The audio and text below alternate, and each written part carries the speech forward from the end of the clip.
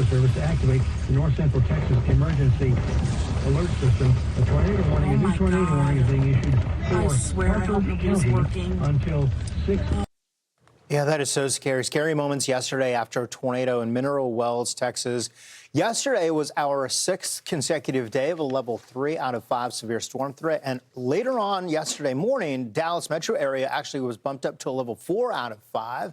The National Weather Service survey team out of Dallas, Fort Worth, is going to send a team to Mineral Well later this morning and give us some more information. They've got some areas to watch. Here's what we're looking at right here. And look at this time frame as this line continued to sag all the way down to the south. 2:30 p.m., 3:30, 4:30, 5:30, 6:30, 7:30.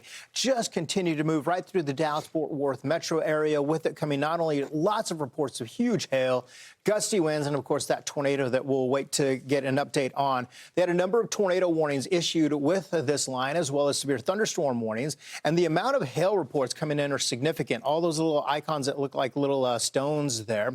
You look specifically at the stretch, about 95 miles as this slowly moved down. Look at that, just yesterday afternoon.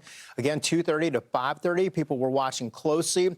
That's some of the reports coming out of Mineral Wells are showing that this is a lot of severe wind damage. But, of course, we wait to see what the National Weather Service comes up with tornado damage there for Mineral Wells.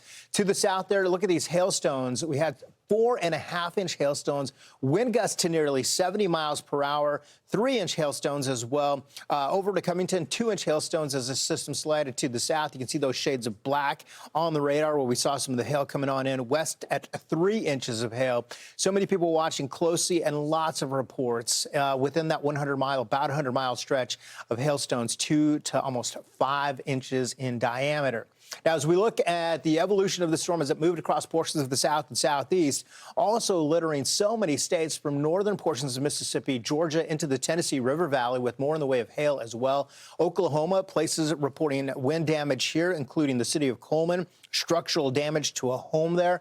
Radar estimates showing some of those wind gusts there. A tree fell on a house, and this was in Boggy Depot State P in Oklahoma. A lot of these reports coming in and out of Oklahoma and into portions of Arkansas.